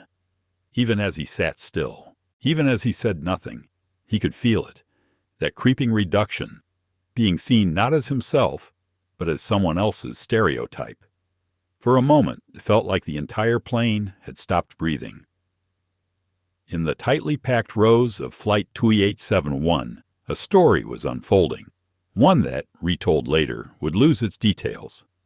The nuance would be stripped away. All that would remain in some retellings was a headline. An angry black teenager caused a scene on my flight. But that wasn't the truth, and those who were present knew it. Everyone needs to lower their voices, said Nia Grant, her voice cutting through the rising chaos. Calm, firm. Sir, she turned to Gregory Tate, please collect your belongings and exit the aircraft. And you two, she addressed Elijah Brooks and Sienna Bishop, please remain seated until the aisle is clear. Just a few more minutes. The instruction was strategic, a standard de-escalation method. Separate the parties, diffuse the tension. But Tate saw it differently. Oh, so they get to sit comfortably, and I'm the one who gets walked off like I'm the problem, he snapped. I didn't start this. I'm trying to ensure an orderly deplaning, Nia replied, her tone professional, but no longer soft. Now please, sir. Then everything unraveled in the span of seconds. Red-faced, gesturing wildly, Tate stood abruptly. As he did, his hand, whether by rage or reflex, shoved Elijah backward into his seat. It wasn't a nudge. It wasn't clumsy. It was deliberate. Caught off guard, Elijah raised his arm defensively, a natural reaction. But in the tight space, the motion unbalanced Tate, who stumbled slightly. Don't you dare touch me, Tate barked. And then he did the unthinkable. His hand snapped across Elijah's face in a brutal, open-handed slap. The sound cracked through the cabin like a whip. Gas echoed. A drink cup dropped. Sienna's hand flew to her mouth in horror. Elijah froze. His cheeks stung, his mind unable to process what had just happened. Everything slowed, as if the plane had hit an air pocket of silence. Nia's composure faltered for just a heartbeat. Sir, she said, voice suddenly edged with steel, you need to step back. Derek, I need assistance at row 16. Gregory Tate's hand was still raised, hovering mid-air as if he too couldn't believe what it had done. His face shifted from fury to shock. And then, from 7 rows back, a man stood up. Deliberate, steady, quiet as a ripple in a storm. Andrei Novak, 66 years old, former military, survivor of another kind of war, made his way forward through the stunned silence. Please remain seated, sir, a crew member urged.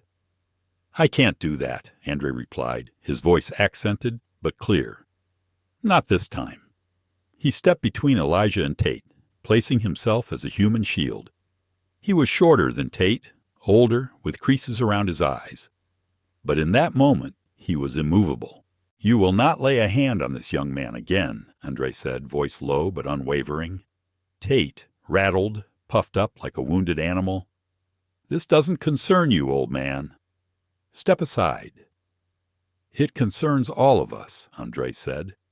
When a grown man strikes a child in public, it becomes everyone's concern. Child? Tate scoffed. He's 6 foot tall and was being disrespectful. I saw everything, Andrei interrupted. From 7 rows back. I watched you pick at these young people for hours. I watched you escalate. I watched you try to turn discomfort into dominance. I watched you become a bully. The truth of it settled over the row like a final verdict. You don't understand the context, Tate muttered. I understand exactly the context, Andrei said. I understand what it looks like when a man uses his race, his age, his money, whatever power he thinks he has, to justify his cruelty. I saw it before, in another country. Back when men like you thought they were above others by law. You're not. Silence. Pure, dense silence. Even the buzz of the engines seemed quieter. Derek Shaw, the male flight attendant, arrived, speaking quietly into his radio. Nia remained by the row, her stance protective but composed. I think we all need to calm down, Tate said finally, now visibly shaken. Things got out of hand. Yes, they did, Andrei replied, not moving. When you laid hands on this boy. And then, right on cue, the airport police arrived. 2 uniformed officers moved briskly down the aisle. The crowd parted. "What's the situation?" the lead officer asked. Nia didn't hesitate. "This man," she said, gesturing to Tate, "assaulted a minor passenger following a verbal confrontation. I and multiple passengers witnessed it." The officer turned to Tate. "Sir, I'm going to need you to come with us.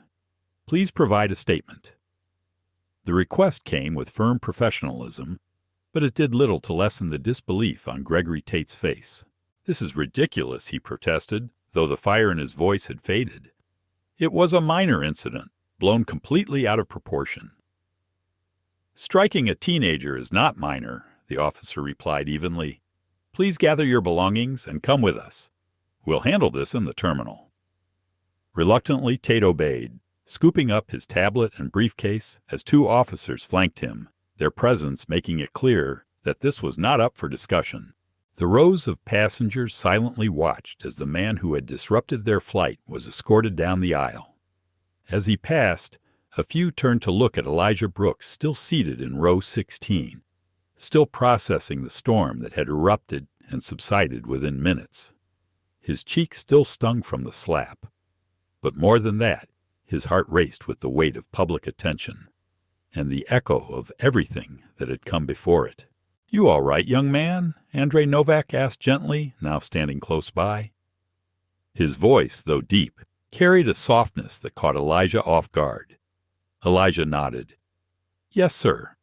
Thank you for stepping in. You're welcome, though I wish I hadn't needed to." Andrei's expression held the kind of sorrow that only came from lived experience. He hadn't just witnessed what happened. He understood it, as someone who had carried the shadow of injustice himself. One of the officers remained behind. "When you're ready, we'll need a statement from you as well," he told Elijah, keeping his tone light but respectful. "No rush. Take your time." The plane began to empty quickly now, passengers eager to escape the tension and resume their lives. Some glanced at Elijah as they passed, some with sympathy, others with the guilty discomfort of people who had witnessed cruelty and done nothing. Beside him, Sienna Bishop laid a hand on his arm. "You sure you're okay?" she asked. Her voice was gentle, but her eyes burned with indignation. That was a lot. "I'm fine," Elijah said, though he could still feel the heat in his cheek, just trying to make sense of it. "That man was horrible," she muttered. "I hope they charge him or something. You don't just slap someone because you're having a bad day." Elijah appreciated her fire, but his attention was on Andrei, who still stood nearby, a quiet sentinel. "Thank you, sir," Elijah said again, standing up as the aisle cleared. "I think you would have handled it on your own," Andrei replied. "You've got the kind of strength people try to take from you, but no one should have to stand alone." He extended a hand. Andrei Novak, Elijah Brooks. They shook hands.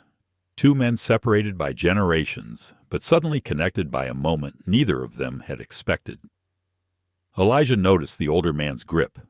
Firm, rough, strong, in a way that said he had worked hard all his life. A contrast to the calm precision of his speech. "A pleasure to meet you, Elijah," Andrei said, the warmth of his smile softening the weathered lines on his face. "Though I wish it had been under better circumstances. You were more patient than that man deserved. That shows character." Before Elijah could respond, Nia Grant returned with a clipboard. "The officers would like brief statements from each of you," she said. "And from you too, miss," she added, nodding to Sienna. "They're waiting just inside the terminal. I'll escort you." As the trio gathered their things and moved down the aisle, Elijah caught his reflection in the plane window. His face was calm, but his eyes betrayed the lingering shock. This had been more than just a flight to a science competition. It had been a before and after. Before being struck. Before being defended. Before being seen. He stepped off the aircraft with Sienna and Andrei, knowing that whatever else this trip turned out to be, he would never forget Flight 287-1, not because of the man who slapped him, but because of the strangers who stood up when it mattered.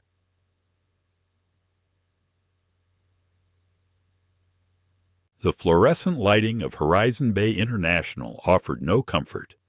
Just a row of cold plastic chairs and the dull hum of background announcements. Elijah, Sienna, and Andre sat in silence, waiting for their turn to give statements.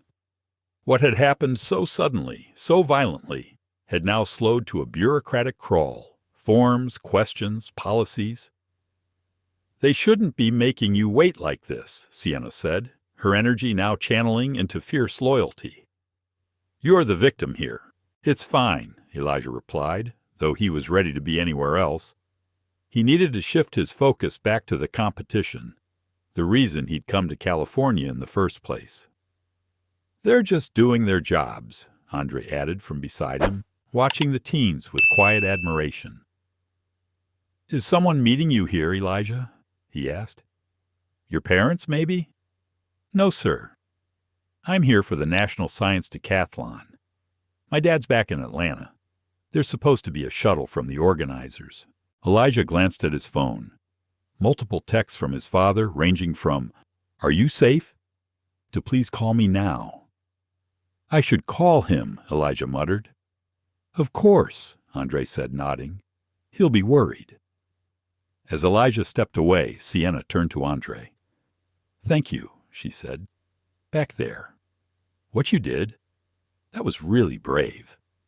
Andre shook his head, a wistful smile tugging at his lips. "Not brave," he said. "Just necessary." Andre Novak shook his head slightly, his voice quiet and even. "Not brave. Necessary. There is a difference."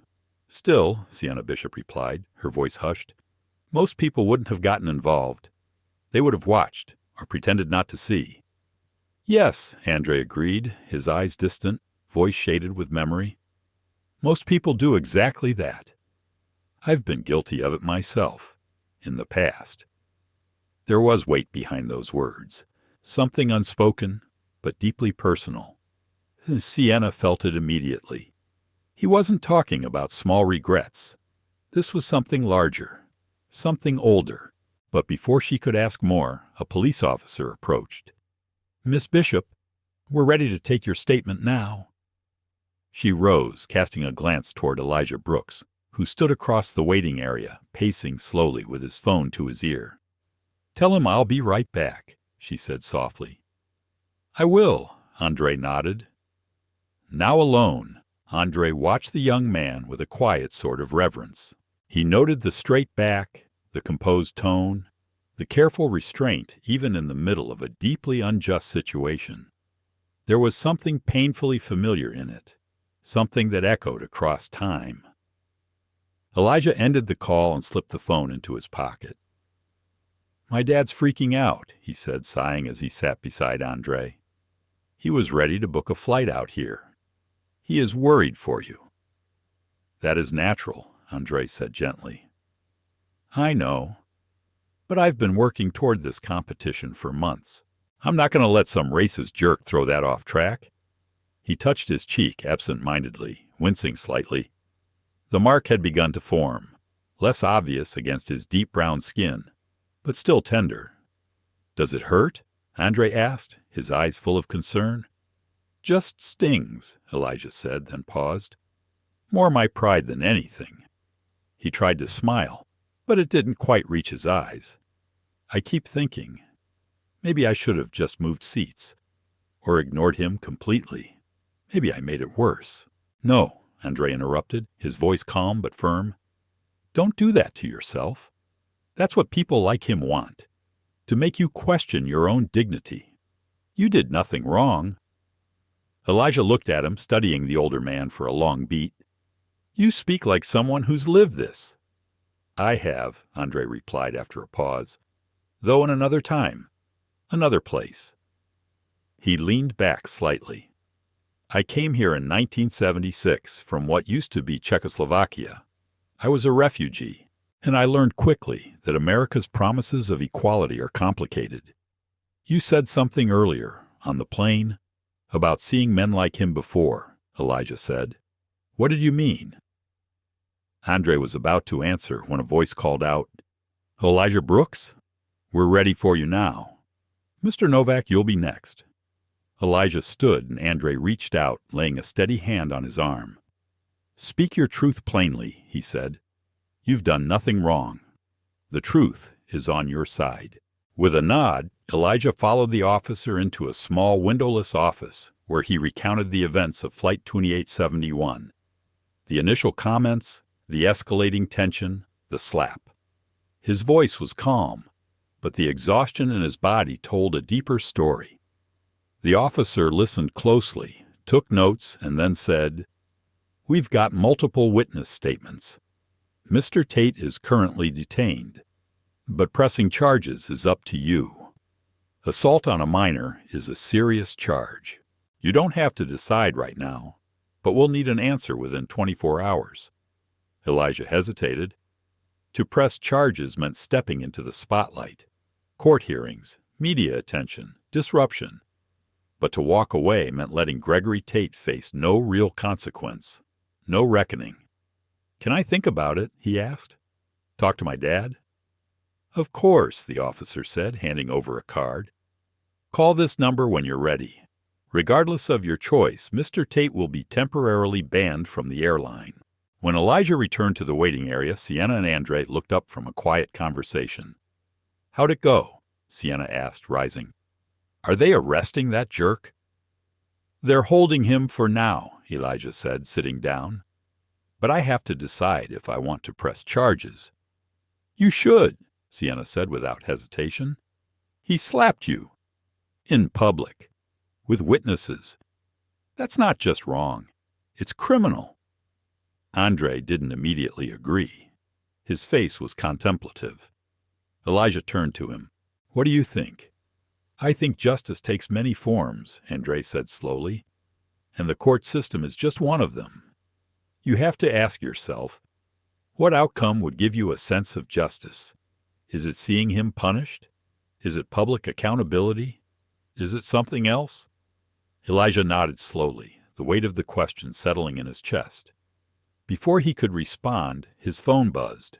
A new message. "That's my shuttle driver," he said. "He's been waiting." Elijah Brooks checked his phone again. "My shuttle's been waiting at arrivals for almost an hour."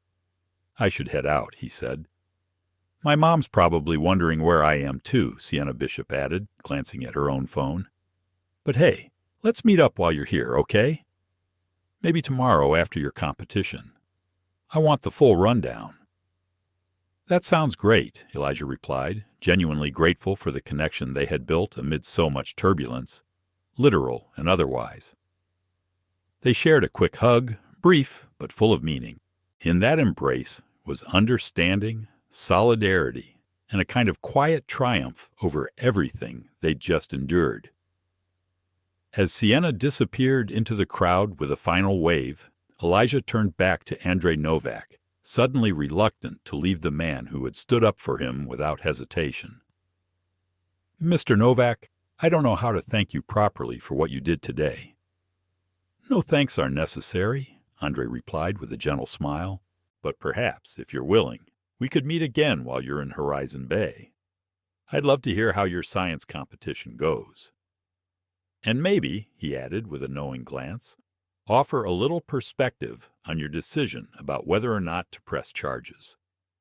Something about the older man, his quiet strength, his thoughtful gaze, the way he seemed to understand far more than he let on, resonated deeply with Elijah. "I'd like that," Elijah said, surprising even himself with the honesty of the statement. "I'm staying at the Westside Hotel near UCLA. The competition runs through tomorrow afternoon." "Perfect," Andre nodded. "Perhaps dinner tomorrow evening? I know a small place nearby. Not flashy, but the food is excellent." He reached into his wallet and handed Elijah a card. "Andre Novak, Master Carpenter. A phone number, an email address. Simple, unassuming."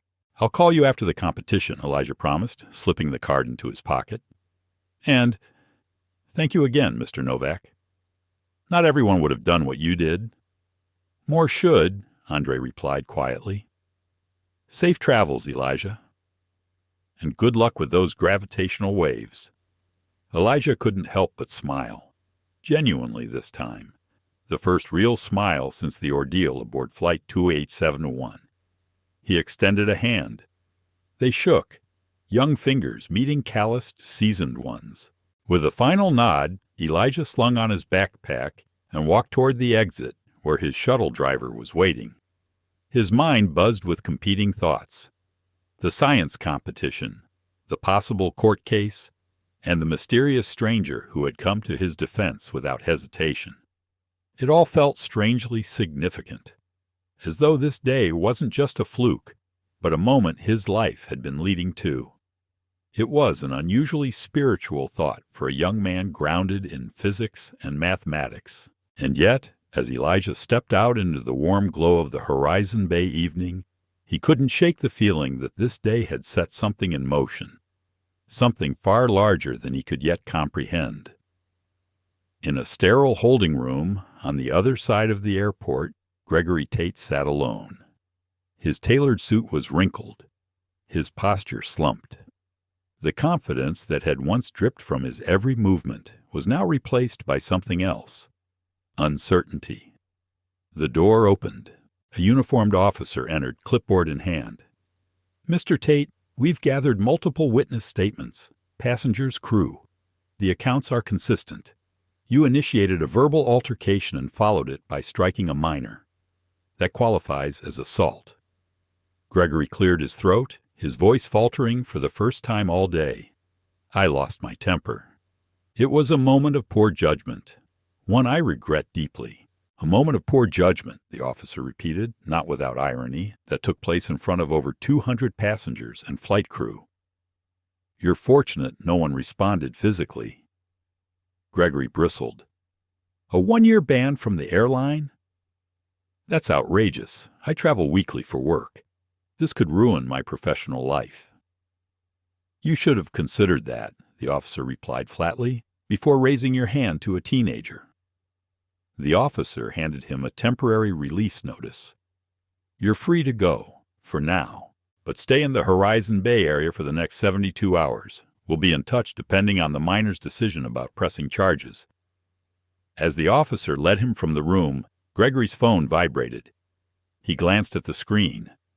Dozens of notifications, all pointing to videos, clips captured by passengers, of the incident on Flight 287-1. Slapping a teenage boy. Screaming? The confrontation. The accusation. His name. His company. His title. The videos were going viral, and with a rising sense of dread, Gregory Tate realized what this meant. By tomorrow, his employer would see it. His clients, his children, his community.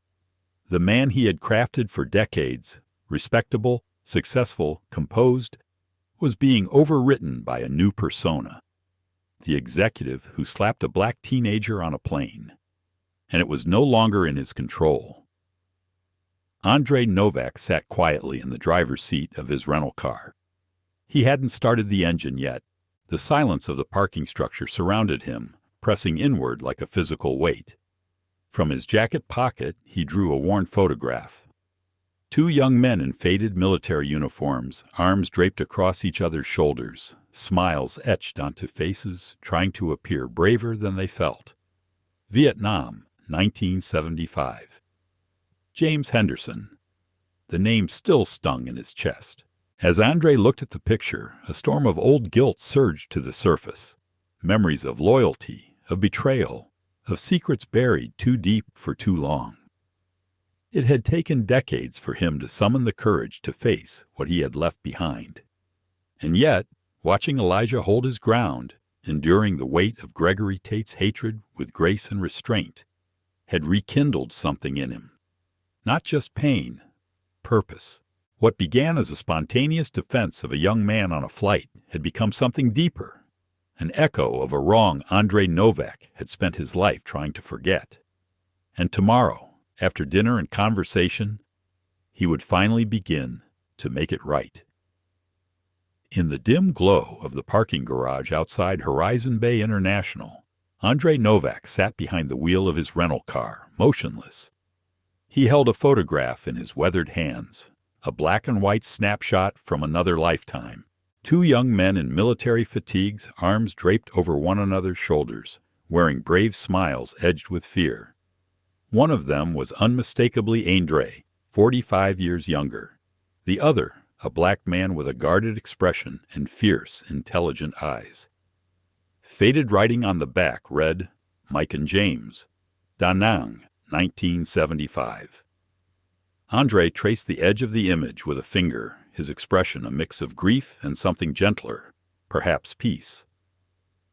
"I found him, James," he whispered to the photograph. "I found your grandson, just like I promised I would. The coincidence, if it was coincidence, was too uncanny to believe." On this day, on Flight 2871, Andrei hadn't just come across any teenager in need. He had met Elijah Brooks, the grandson of James Henderson, the man who had saved his life in Vietnam, and whose legacy Andrei had carried with him ever since. And Elijah had no idea.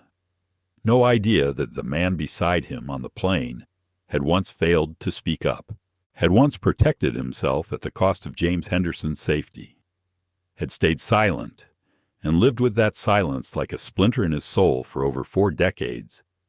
But James had never told, not his daughter, not his grandson, not anyone. Elijah didn't recognize Andrei's name, didn't know the story buried behind his grandfather's steady gaze, which meant James Henderson had kept his word too. The secret had stayed between them. Until now. Andrei slid the photograph back into his wallet and finally started the engine. He had come to Horizon Bay with 4 to 6 months left to live, and a single mission, to find James Henderson and make things right. He had never expected to find James's legacy instead, to come face to face with a young man who stood with quiet strength against hate, a young man who carried the same calm fire in his eyes that James had once had. Perhaps this, standing up for Elijah in a moment of truth, was the redemption he had long denied himself, the chance to act where once he had failed, to rise when once he had remained seated, to speak when once he had been silent. As Andrei drove toward the glittering skyline of Horizon Bay, he wondered what he would say to Elijah at dinner tomorrow. How much of the past the boy was ready to hear. Whether forgiveness, from James, from Elijah, and from himself, was still possible, he didn't know. But the circle that had opened in 1975 was finally closing. The past and present had converged in ways he could never have foreseen, and in whatever time remained, there was still hope.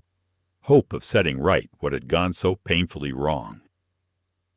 In row 16 of Flight 2871, when a stranger's hand struck a teenager's face, Andrei Novak had risen, not just for Elijah Brooks, but for James Henderson, and for the young man Andrei himself had once been, a man who had made a different choice and lived with it for 45 years. Not this time, he had said, and in those 3 words lived a lifetime of regret, a whisper of justice, bombs, and the beginning of a story that had waited half a century to be told.